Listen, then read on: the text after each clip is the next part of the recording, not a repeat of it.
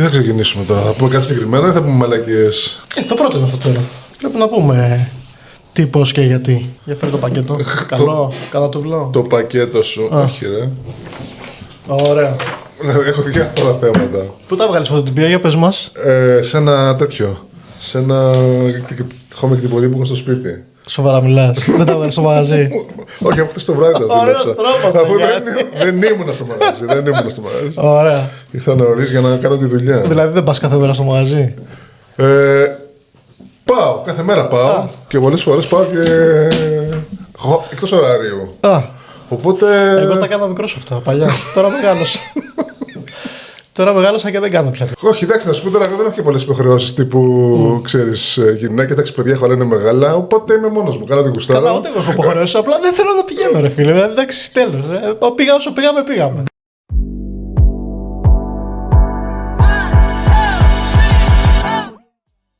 Εντάξει, κοίτα, έχεις ξεκινήσει πιο νωρίς. Ναι, έχω ξεκινήσει πιο νωρίς. Έχεις ξεκινήσει πιο νωρίς. Εντάξει, εγώ ξεκίνησα ουσιαστικά αυτό το κομμάτι, γιατί σαν επαγγελματίας ήμουνα και πιο πολλά χρόνια. Ενώ σαν ελεύθερος επαγγελματίας. Ναι. Αλλά τώρα επειδή έχω κάποιο στόχο, ίσως μετακινηθώ. Οπότε κάποια πράγματα. Για κάνε μια εισαγωγή. Ποιος είσαι και τι κάνεις? Είμαι ο Γιάννης ο Πανταζής. Γεια σου Γιάννη. Γεια σου Θοδωρή. Καλώς ήρθες. Καλώς σας βρήκα. Στο podcast. Φωτοτυπάδες. Οι φωτοτυπάδες. Έτσι. Λοιπόν, δραστηριοποιούμε στο Μαρούσι. Στο Μαρούσι δούλευα σαν υπάλληλος από το 1999, σαν ελεύθερος επαγγελματίας από το 2005 και σαν επιχειρηματίας από το 2021. Πω από μια ζωή. Μια ζωή, εντάξει. Αλλά ωραία είναι, εντάξει. Με τα πάνω και τα κάτω. Τι αποφάσισες και σταμάτησες από υπάλληλος, τι έγινε? Μου φαίνεται με όθησαν μόνο τους τα πράγματα.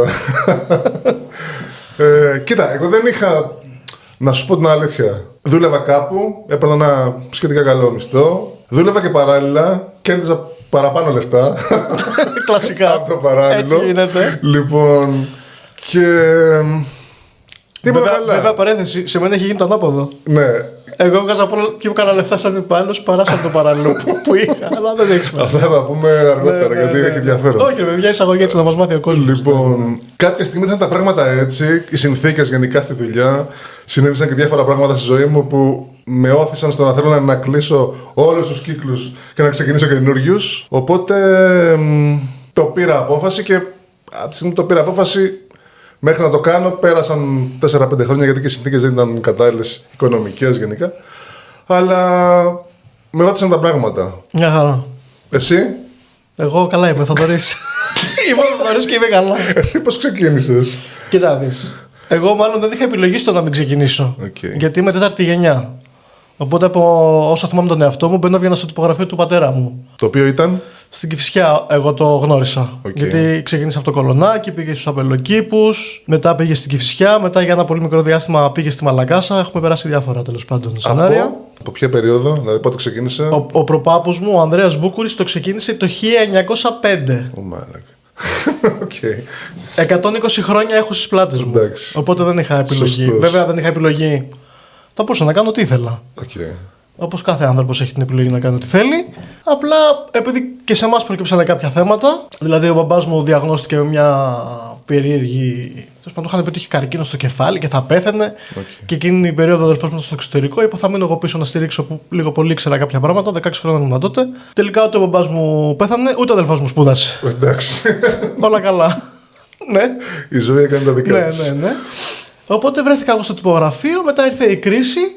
Ξεκίνησε η κρίση δειλά-δειλά. Εντάξει, ο μπαμπάς μου δεν τα είχε κάνει και πολύ καλά τα πράγματα. Υπήρχαν θέματα. Οπότε νομίζω, αν θυμάμαι καλά. Εντάξει, όσο θυμάμαι τον εαυτό μου, έκανα 2 και 3 δουλειές γιατί δεν έβγαινε. Κλασικά. Ναι. Κάποια στιγμή ήρθαν και κάτι με τις τράπεζες, κάτι μας κυνηγούσαν εκεί, κάτι κατασχετήρια. Οπότε ήρθε μια μεγάλη ανατροπή στη ζωή μας γενικά στην οικογένεια. Το 9 το έκλεισα, έκανα διακοπή εργασιών. Μιλάμε για την επιχείρηση πάντα του πατέρα σου. Ναι. Okay. Έψαχνα, τότε δεν έβρισκα και δουλειά κιόλας πουθενά. Ό,τι δουλειά έβρισκα την έκανα για ένα φεγγάρι. Το 9. 9-10. Και το 11 μαθαίνω κι εγώ για ένα μαγαζί, μάλλον σε και αυτό που δούλευες εσύ. Πήγα εκεί, μια χαρά μου άρεσε το κλίμα. Κάθισα σχεδόν 2-2,5 χρόνια. Τότε γνωριστήκαμε κιόλας. Ναι, τότε γνωριστήκαμε. Ναι.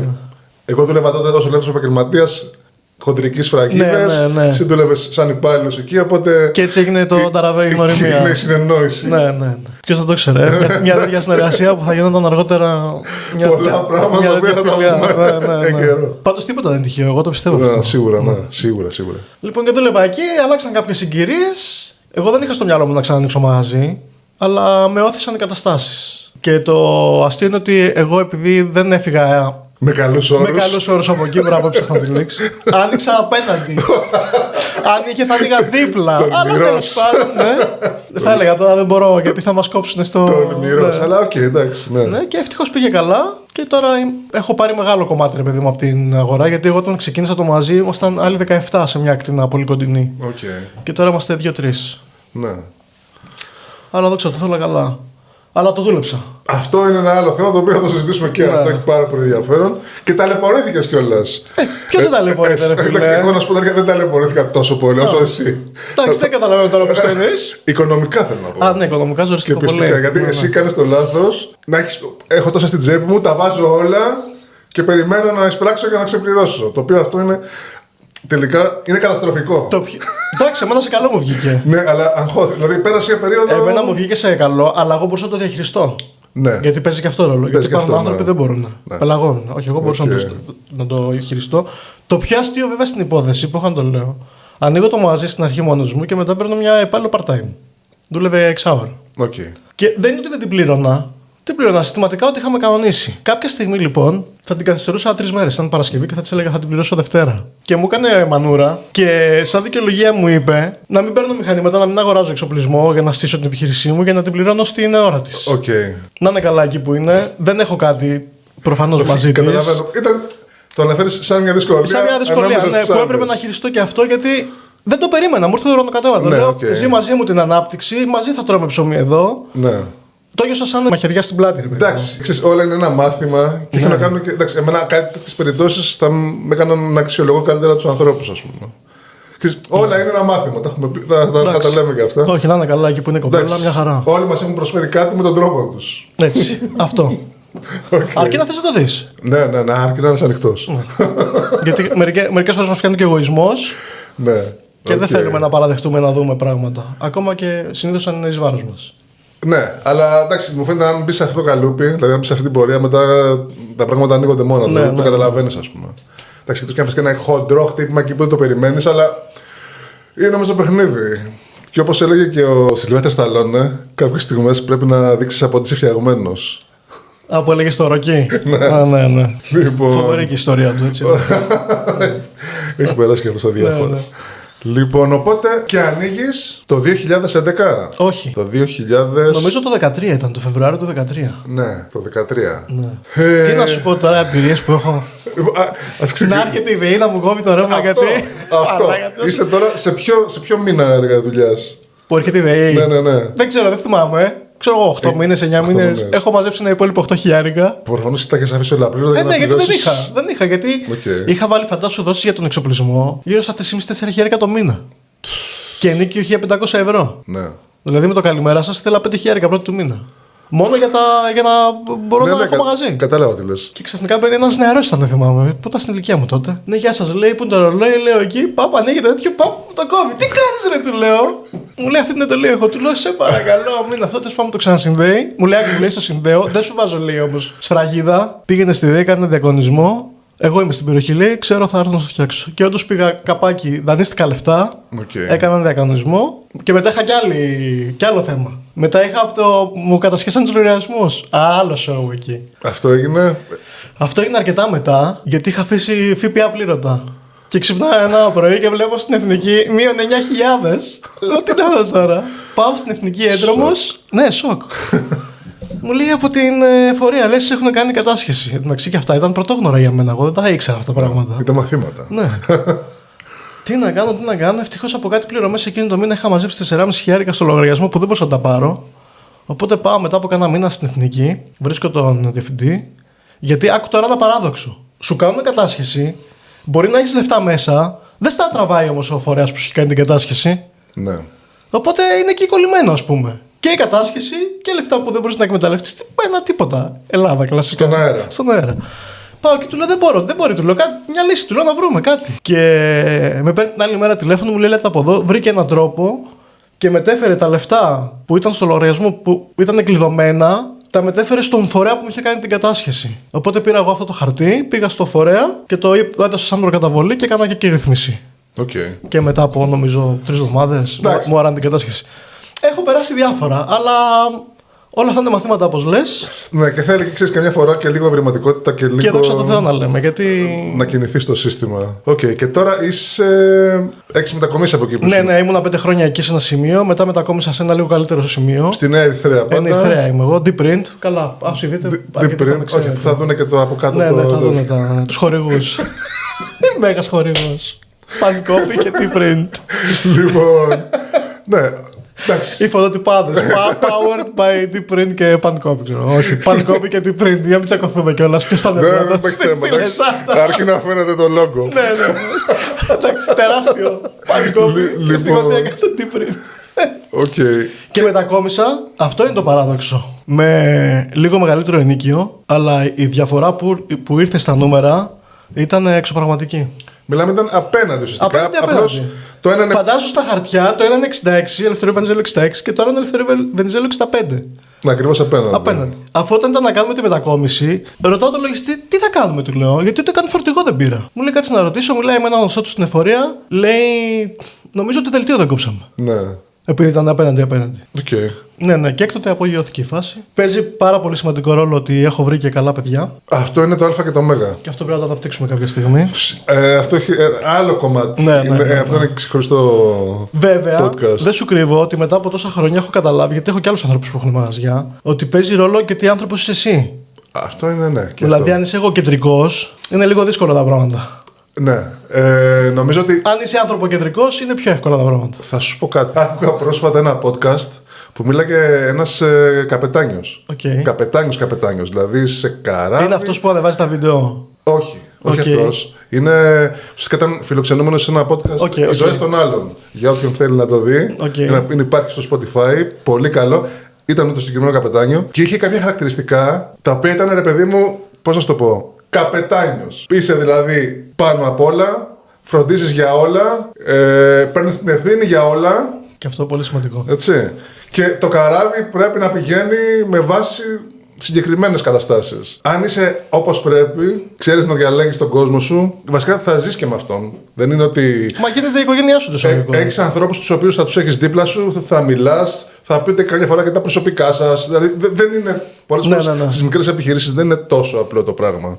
Δεν είναι είμαι από πάνω, βαράω το βαστίγιο του Λεύτερ μαλάκες, ας πούμε, όπως είναι στην ταινία του Οικονομίδη.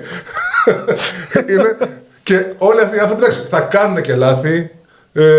Και εσύ θα κάνεις λάθη. Εγώ είμαι. Μπορούμε να κάνουμε ένα ωραίο podcast με τα λάθη που έχουμε κάνει. Θα γελάσουμε. Όχι, μπορούμε, θα το κάνουμε. Εννοείται.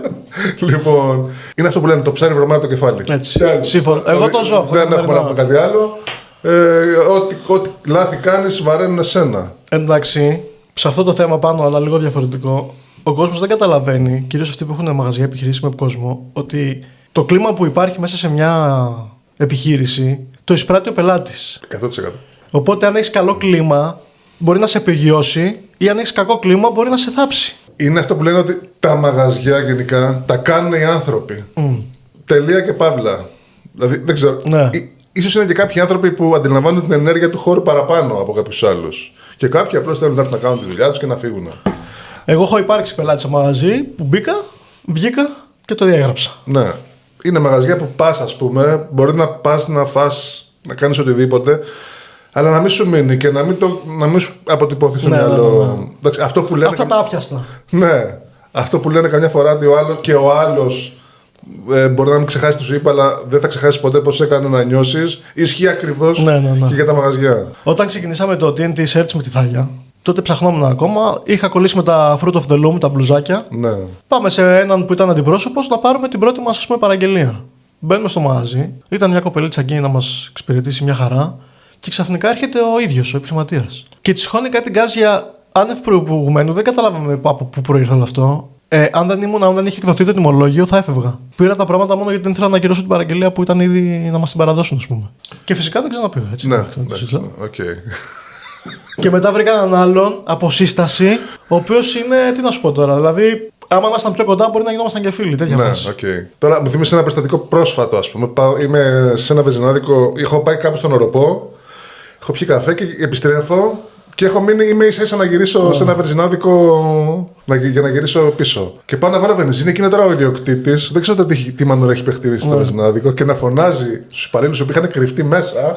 Ελάτε έξω, ρε μαλάκες! Μισό, ελάτε έξω. Μιλάμε τώρα να γίνεται πόλεμος. Και ωραία, τι γίνεται. Και σου και έφυγα. Και έφτασα τσίμα, ας πούμε. Εντάξει, οκ. Ναι, ό,τι και να έχει γίνει. Ναι, ό,τι και να έχει γίνει. Και εγώ, αν γίνει καμιά μανούρα στο μαγαζί, γιατί μανούρα θα γίνει. Ενώ όχι μανούρα. Κάτι να γίνει που θα πρέπει να αυξηθούν λίγο οι εντάσεις. Προσπαθώ ποτέ μπροστά στον πελάτη. Ο πελάτης δεν χρειάζεται να ξέρει. Ναι. Δηλαδή, εμένα η θέση μου είναι όταν υπάρχει πελάτης και γίνεται κάτι, να υποστηρίζω το προσωπικό μου, όχι τον πελάτη. Ναι, εντάξει. Γιατί εμένα, οι άνθρωποι μου είναι το προσωπικό μου, όχι πελάτες. Ναι. Θα το εξηγήσω αυτό παρακάτω. Και μετά που είμαστε μόνοι μας, έλα εδώ, τι έγινε, έλα να το συζητήσουμε, να σου δείξω γιατί το έκανες, τι δεν κατάλαβες, να τα εξηγήσω από την αρχή. Ναι, εντάξει, σίγουρα. Είναι άλλος ο. Όχι, ναι, δεν είναι. Εγώ νομίζω δεν έχουμε αρπαχτεί ποτέ για τίποτα. Εντάξει, καμιά φορά θα συμβούν και λάθη, αλλά κοίτα να δεις. Όσον αφορά το προσωπικό, γιατί αυτό σηκώνει και πολύ μεγάλη κουβέντα και τους ανθρώπους γενικότερα, ο καθένας, εγώ έτσι όπως το πιστεύω, ο καθένας έχει κάποιες. Τουλάχιστον με αυτούς που συνεργάζομαι εγώ και με αυτούς που συναναστρέφουν. Ναι. Κάποιοι έχουν πολύ μεγάλες δυνατότητες, πάρα πολύ δυνατά σημεία και κάποιες αδυναμίες. Οι αδυναμίες αυτές, για να μπορέσει τώρα κάποιος να τις αντιπαρέλθει, πρέπει να κάνει σοβαρή δουλειά με τον εαυτό του. Πολλές φορές δεν ξεπερνιόνται με μια κουβέντα. Και πρέπει εσύ, εφόσον θες να συνεργαστείς, να τα ζυγίσεις κάτω τα πράγματα πριν κάνεις οτιδήποτε και να πεις: θέλω, δεν θέλω αυτό. Στην πορεία κάτι μπορεί να διορθωθεί, αλλά όχι πάρα πολλά πράγματα. Ναι. Πρόσφατα αποφάσισα ότι θα πρέπει να αποδεχτώ τον άλλον όπως είναι, αρκεί να μην μου βάζει τρικλοποδιά μεγάλη στη λειτουργία της επιχείρησης. Δηλαδή, αν ο άλλος δεν ξέρει να δώσει ρεστά, είναι κάτι που δεν θα αφιερώσω χρόνο να το μάθω. Μην γελάς καθόλου. Παιδιά, όσοι βλέπετε, υπάρχει σοβαρό πρόβλημα εκεί έξω. Αλλά δεν ξέρουν να δώσουν ρέστα, είναι δυνατόν. Αυτό το καταλαβαίνεις από την αρχή τώρα. Εντάξει. Στην αρχή δεν το καταλαβαίνεις γιατί ο άλλος είναι μαγκωμένος το λίγο καιρό μέχρι να αυτό, το βλέπεις μετά. Αλλά ας πούμε για τέτοια θέματα major δεν. Γεια σας, σπίτια σας. Ναι, κάτσω εγώ τώρα να σε μάθω πώς να πορευτείς τη ζωή σου. Εντάξει, αλλά τώρα κάποια πράγματα ας πούμε, δεν ξέρεις να χρησιμοποιήσεις τον υπολογιστή σε βάθος όπως θα ήθελα εγώ. Εντάξει, εκεί θα αφιερώσω χρόνο, θα κάνω υπομονή. Ναι, κοίτα, κάποια πράγματα είναι και θέμα εκπαίδευσης. Μπορείς να τα μάθεις. Δεν είναι ότι. Αλλά κάποια στιγμή, εγώ πάντα δούλευα με το εξής σύστημα. Ξεκίνησα τη δουλειά μόνος μου, τελείως μόνος μου, όπως όλοι μας δηλαδή. Και επειδή δεν άντεχα, ας πούμε, να πάρω full time υπάλληλο. Νομίζω όλοι μας, το ίδιο πρόβλημα. Νομίζω έκανα το εξής. Πήρα για πρακτική, παιδιά. Πήρα την πρώτη συνεργάτη, την Ναταλία, που έκανε την πρακτική της, τους έδινα και κάτι. Κάτι που εντάξει το είχαμε συζητήσει και μαζί κτλ. Και εγώ πάντα του δίνω. Εφόσον δουλεύει. Μετά ξεκινήσαμε part-time, μετά full-time και μετά ήρθε ο δεύτερος, τρίτος. Μα έτσι γίνεται. Και πήγε κάπως έτσι. Και είναι και πολύ καλό γιατί έχουν μια βάση. Μπορείς να τους μάθεις, να τους διαμορφώσεις πάνω στη δουλειά. Καλά, δεν είναι όλοι οι πρακτικαροί έτσι. Ναι, αυτό και ήθελα να συνεχίσω. Ναι. Λοιπόν, και στην πορεία μου είχαν τύχει και 2-3 περιπτώσεις όπου ήρθε κάποιος να κάνει την πρακτική του. Και εκεί που είχε τελειώσει την γραφιστική, ας πούμε, υποτίθεται. Και. Σε κάποιο δημόσιο φορέα να φυλαστώ, έτσι. Ναι, στο Ηράκλειο. Εντάξει, δεν παίζει τόσο μεγάλο ρόλο. Αλλά παίζει. Εγώ έχω δει ότι παίζει, αλλά εντάξει. Άλλη κουβέντα. Και με ρωτάει κάποια στιγμή πώς μπαίνει ο τόνος. Σοβαρά μιλάς τώρα. Και με ζώσαν τα μαύρα φίδια. Εντάξει. Μια εβδομάδα. Θα σας συνδοτήσουμε. Μια εβδομάδα μπόρεσα να τον κρατήσω. Αλλά εντάξει, ήθελα πολύ να δουλέψει, αλλά. Ναι. Εντάξει. Εμένα η πρώτη μου υπάλληλος ήταν με ένα πρόγραμμα του ΑΕΔ τότε. Που σου πλήρωνε το φανταστικό ποσό το 80% από το ΙΚΑ. Οκ. Φαίνεται τρέχει ακόμα. Δηλαδή όλα τα υπόλοιπα τα πλήρωνες εσύ, αλλά σου πλήρωνε το 80% από το ΙΚΑ. Αλλά και εγώ είχα προσπαθήσει να πάρω με πρακτική παιδιά. Εντάξει, νομίζω δεν θα το ξανακάνω. Καλύτερα υπάλληλο. Ο Βαγγέλης που είναι ο head εγγραφής σας στο μαγαζί. Εντάξει, τον ήξερα από πριν, αλλά σαν πρακτική θεωρητικά ήρθε. Βέβαια, πολύ γρήγορα το έκανα πρόσληψη. Όπως επίσης και λίγο πριν τον COVID, μου είχε έρθει πάλι μια κοπέλα για πρακτική που ήταν συστημένη ήρθε αυτή, η Θοδώρα, η οποία ήταν γαμώ τα παιδιά. είχε πολύ καλό mentality υπαλλήλου, δηλαδή μπορούσα να της δώσω ευθύνες, όμως δεν έκανε για γραφίστας, δηλαδή δεν ξέρω γιατί πήγε στον κλάδο της γραφιστικής. Και μάλιστα αυτή ήταν να δουλέψει το εξάμηνο που είναι της πρακτικής και λόγω της φάσης τότε με τα lockdown και αυτά δούλεψε 14 μήνες. Βέβαια την πλήρωνα έτσι, κανονικά μισθό. Στο κομμάτι της γραφιστικής νομίζω ότι υπάρχουν 3 κατηγορίες αυτών που σπουδάζουν. Είναι κάποιοι που έχουν το ταλέντο και απλώς θέλουν να το καλλιεργήσουν, οι οποίοι είναι πολύ λίγοι. Υπάρχουν κάποιοι που λένε θέλω να γίνω γραφίστας, αλλά δεν ξέρω τίποτα, πάω να μου τα βάλουν στο κεφάλι. Θα πληρώνει ο μπαμπάς. Ναι, και δεν γίνεται τίποτα. Εντάξει. Και υπάρχουν και αυτοί που πάνε να μολύσουν χαρταετό, ας πούμε. Ναι, εντάξει, ξέρω εγώ, πάμε να περάσουμε την ώρα μας. Για να κάνουμε κάτι ότι σπουδάσαμε. Εγώ πήγα στον Άκτο. Επειδή ξεκίνησα το πρώτο έτος στο πρωινό τμήμα και τα 2 άλλα τα έκανα στο απογευματινό, γιατί έπρεπε να δουλεύω το πρωί. Νομίζω από την τάξη μου, οι μόνοι που ασχοληθήκαν με κάποιο κλάδο κοντά στη γραφιστική ήμουν εγώ και άλλοι 2. Από τους 27. Στην Άκτο κιόλας που. Ναι. Που ήταν και. Όχι μόνο ήταν. Έδινες και ένα νεφρό, ας πούμε, για να τελειώσει. Προφανώς εντάξει, ήταν αυτό του πάμε να σπουδάσουμε κάτι για να πούμε ότι σπουδάσαμε και να έχουμε ένα χαρτί. Μάλιστα. Οπότε. Κάτσε για να το κλείσουμε. Εντάξει, πιο πολύ αυτό το podcast ήταν τώρα ένα intro για να μας μάθει ο κόσμος. Ναι, οκ. Οπότε δεν χρειάζεται να πούμε και κάτι. Ωραία. Λέω τώρα εδώ. Λοιπόν, οπότε νομίζω ότι μια πρώτη γνωριμία έγινε εδώ με το κοινό. Τι σκοπό έχουμε με αυτά τα podcast?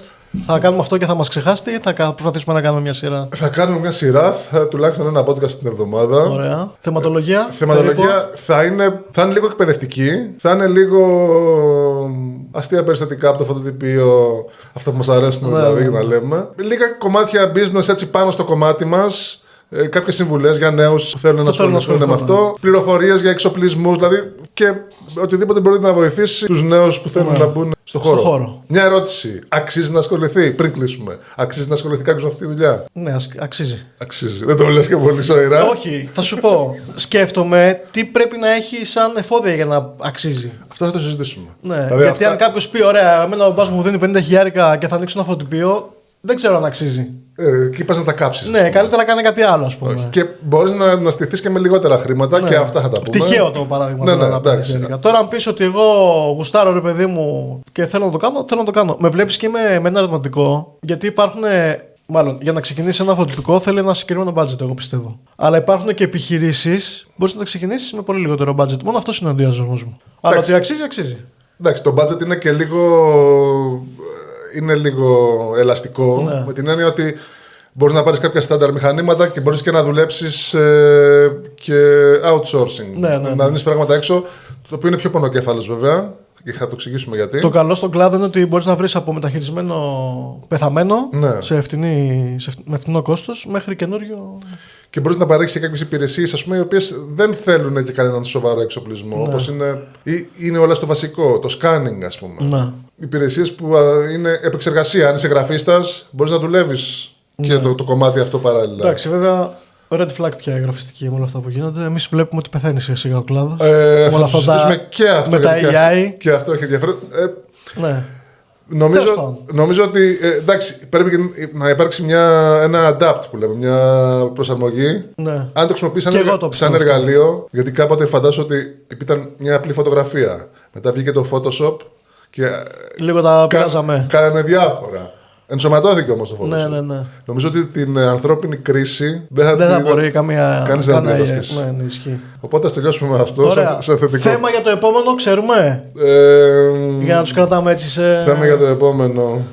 Έχουμε μια σειρά θεμάτων. Ένα τυράκι για να μας ξανακούσουν, ρε παιδί μου. Έχουμε συμβουλές για υποψήφιους φωτοτυπάδες. Χοντρά λάθη που έχουμε κάνει. Ωραίο αυτό. Να μάθουν οι άλλοι από τα λάθη μας. Πολύ γέλιο με αυτό. Μια αναφορά σε δύσκολους συνεργάτες. Παύλα προμηθευτές, παύλα οτιδήποτε βρίσκεται στο οικοσύστημά μας. Εργασία και ελεύθερος χρόνος. Να συζητήσουμε λίγο αυτό. Πώς ξεκίνησα, λίγο πιο σε βάθος. Λίγο πιο σε βάθος. Τι κάνεις με τους δύσκολους πελάτες? Καλά, εντάξει. Αυτό είναι για πολλά podcast. Ένα χρόνο podcast θα μπορώ. Και κάτι πολύ ενδιαφέρον. Μπορώ κάθε επεισόδιο να σου έχω για ένα πελάτη να σου λέω. Για ένα χρόνο να πάω. Αυτό. Και κάτι πολύ ενδιαφέρον, ναι. Έχει πολύ ψωμί, τι υπηρεσίες μπορεί να παρέχει ένα φωτοτυπίο. Ναι, πολλοί κόσμος δεν ξέρει. Πολλοί κόσμος δεν ξέρει και αυτό που θα πω είναι ότι το φωτοτυπίο μπορεί να υπάρξει κόμβος για ολόκληρη την τυπογραφία. Ναι, ισχύει. Δηλαδή μπορεί να είναι ένα selling spot που να πουλάει τα πάντα. Όχι να φτιάχνει τα πάντα, αλλά να πουλάει τα πάντα. Ωραία. Οπότε μείνετε. Επίσης, για να το κλείσουμε, άμα έχετε θέματα που θέλετε να συζητήσουμε, εννοείται μπορείτε να σχολιάσετε από κάτω. Ερωτήσεις, απορίες, οπωσδήποτε. Θα Q&A. Ναι, αυτά, ό,τι θέλετε. Okay. Θα γίνει χαμός. Ωραία, αυτά. Τα λέμε. Γεια. Okay.